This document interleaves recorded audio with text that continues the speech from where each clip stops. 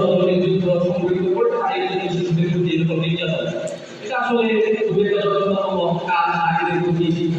আমরা চাই পৃথিবীর সকল নির্যাতিত মানুষদের ফিলিস্তিন ইসরায়েলের আমাদের ভাই বোনদের প্রতি নির্যাতন হয়েছে, আমরা এই ছোট পরিসর থেকে তাদের প্রতি সহযোগিতা এবং শত্রুদের প্রতি ঘৃণা প্রদর্শন করছি এবং আমরা সকলেই তাদের জন্য দোয়া করবো।